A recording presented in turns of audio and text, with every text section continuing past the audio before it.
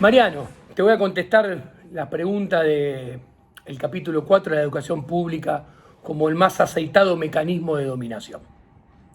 A ver, la educación pública está al servicio del Estado. Vos fíjate las materias, recordá cuando ibas a la primaria, geografía, te enseñan que hay un espacio físico adentro de líneas negras y puntitos que se llama Argentina.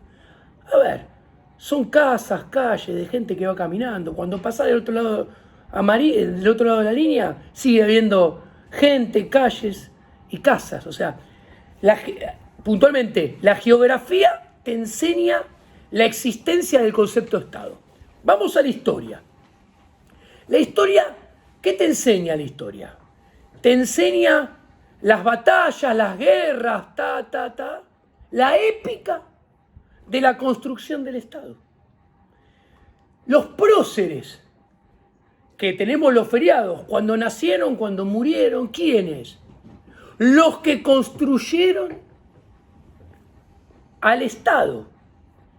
Educación cívica en la secundaria, ¿qué te enseñan? La obediencia del Estado. Economía, vas a la secundaria, vas a la universidad, para que se entienda. No te dicen que el señor X, dueño de la empresa X, le vendió desde su frigorífico jamón o carne a un frigorífico americano, del señor de Smith. Te dicen, Argentina le exporta carne a Estados Unidos. O sea, está creado al servicio de crear el concepto del Estado. En educación cívica, ¿qué te enseñan? A obedecer al Estado. ¿Cómo te enseñan qué es la democracia? Que son tus representantes, que vos lo elegís. Te adoctrinan en la religión de la democracia. ¿Dónde te lo enseñan? En la educación pública obligatoria. Ahora, esto está muy bien explicado, lo explico. Esto nace con la revolución luterana en 1540 en Prusia. ¿Qué se enseña? La obediencia a la reforma de Lutero y la obediencia al Estado. Esto después pasa con Calvino, en 1560, 1570 en Suiza, donde se enseña la obediencia, siempre la palabra, la obediencia a la reforma calvinista y al Estado. Esto lo cuento en el libro, y esto pasa de Europa al Atlántico, y vos tenés en Estados Unidos dos Estados Unidos educativos. En Nueva Inglaterra, que estaban los puritanos, que copian el modelo luterano y calvinista, donde la educación era obligatoria y estaba determinado por ellos qué, cómo, cuándo y dónde se enseñaba. Y después tenías todo el resto del país, donde había escuelas estatales, pero los padres no tenían obligación de llevar a sus hijos al colegio. Los dejaban si querían. Inclusive no estaba determinado por el Estado qué se enseñaba. Ahora bien, ¿qué pasó?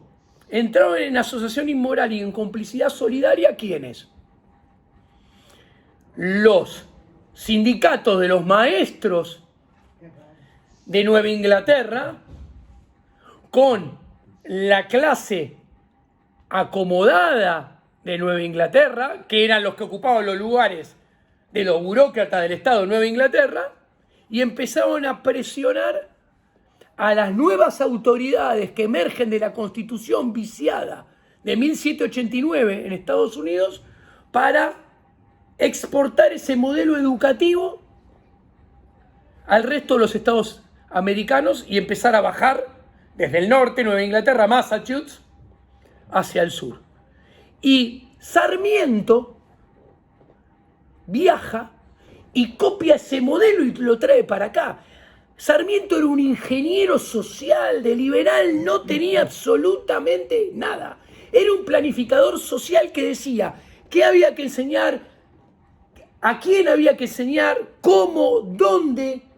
De hecho, Sarmiento funda los normales para adoctrinar a los maestros y inculcarles a los maestros que enseñar y que, sobre todo, no enseñar. Y ahí emerge el culto al Estado, a la patria, a los símbolos patrios. Y a ver, lo interesante a ver que esta educación pública que adoctrina en la religión del Estado, que adoctrina en la religión de la política y de los burócratas, atenta contra la naturaleza humana. ¿Por qué? Porque pretende enseñarle a todos lo mismo. Perdonen la expresión, cagándose en las preferencias, los gustos, las habilidades, los intereses, las diferencias de cada uno. Una educación en libertad es una educación donde nadie determina qué, cómo, cuándo y dónde hay que enseñar, sino que lo que se enseña surge de acuerdos voluntarios entre el que demanda educación y el que le oferta la educación. Eso es un modelo de educación en libertad. Resumiendo, ¿qué te enseñan en el adoctrinamiento de la educación pública? Te enseñan lo que los burócratas quieren que nosotros aprendamos.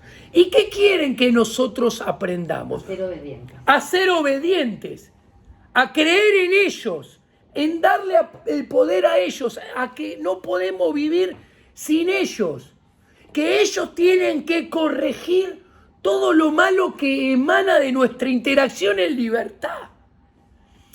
Y lo interesante es que no hay nada mejor, ni ninguna mejor forma de aprender que aprender en libertad lo que a nosotros nos interesa. Porque lo que a nosotros nos interesa es lo que vamos a elegir. Y lo vamos a elegir porque nosotros, a partir de nuestras preferencias, gustos, necesidades, individualidades, limitaciones, lo vamos a querer aprender porque consideramos que va a ser un medio para alcanzar nuestros fines.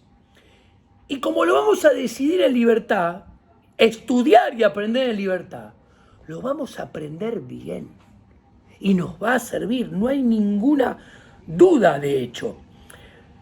Además, como los políticos y los burócratas del Estado quieren incentivar la educación, porque es el vehículo de más perfecta dominación, porque hacen que vos creas.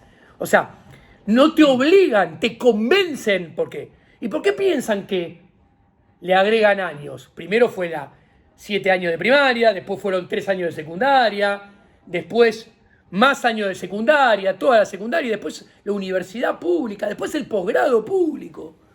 ¿Por qué? Porque la educación pública crea su propia oferta, aun cuando no hay demanda, y crea los instrumentos para obligarte a consumir lo que ellos quieren que consuman. No te aceptan en un trabajo, para obligarte. ¿Y por qué te quieren obligar?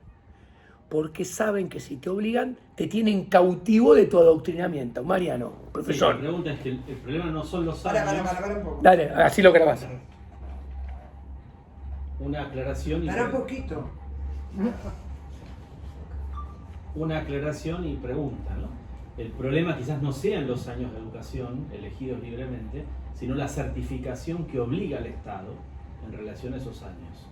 Entonces determina un colegio primario, un colegio secundario, un posgrado, una educación universitaria, un posgrado, un doctorado, un postdoctorado, pero solamente para darle una señal que garantiza la firma de un burócrata que determina genera un título habilitante, quien el único garante de ese título habilitante no es el expertise de un individuo, sino que es específicamente la garantía del Estado. ¿Ah? Un ejemplo de eso es cuando no existen convenios entre los estados, ¿sí? Por un tema de coordinación entre burócratas, un médico que estudió en un país determinado o que logró un determinado nivel de educación en un área determinada, cuando se cruza las fronteras de un país, su certificación no sirve. pese a que desde el punto de vista empírico puede llegar a tener mucho más conocimiento y expertise que alguien que pasó por todas las certificaciones. Totalmente. Totalmente. Exactamente. Uy, No, quedó grabando, dale. ¿quedó grabando? No importa, yo lo corto.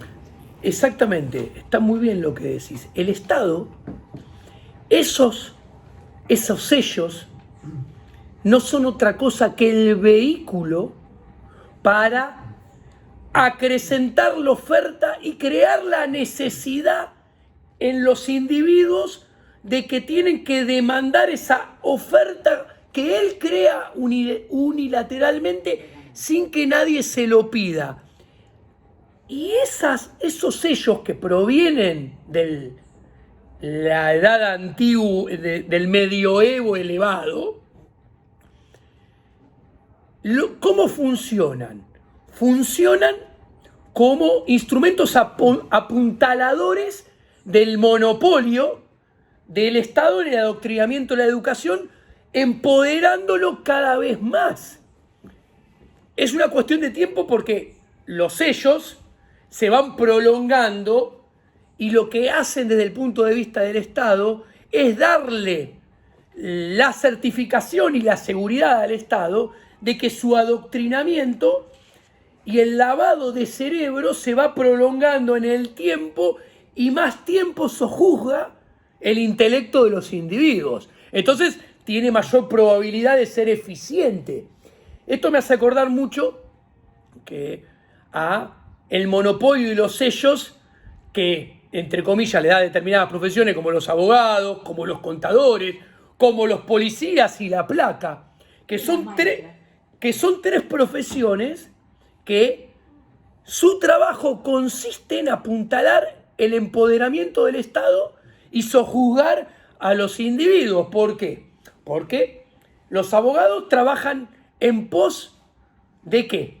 Trabajan en pos de mantener el entramado de derecho positivo y que se acaten las leyes de entramado positivo que empoderan al Estado. Los contadores son los encargados son el brazo extendido del sector privado que recauda los fondos para el Estado. Y la policía es la que te va a buscar a tu casa si no cumplís la regla del Estado. Y del otro lado hay un juez que es un abogado con el sello del Estado, que es el que te castiga y te juzga. O sea, es todo parte de la misma maquinaria. Y vos fíjate que esas tres profesiones que acabo de nombrar son profesiones que cuentan con la mayor cantidad de sellos que provee el Estado a lo largo de la educación durante la mayor cantidad de tiempo. Y donde, si vos querés, mirá qué interesante, siguiendo tu pregunta, Mariano, si vos querés pasar de una frontera a otra, de un estado a otra, son las profesiones donde más difícil es encontrar la equivalencia y que te la den. Si vos sos abogado de Argentina, andá que te den la equivalencia de abogado en España, Francia, Inglaterra o Estados Unidos. Si sos contador, lo mismo. Ni que hablar si sos policía. ¿Por qué? Y si sos maestro, también. ¿Por qué? Porque son los puntales del poder del Estado donde ellos no pueden tener ni la más mínima duda que vas a trabajar bien para su empoderamiento.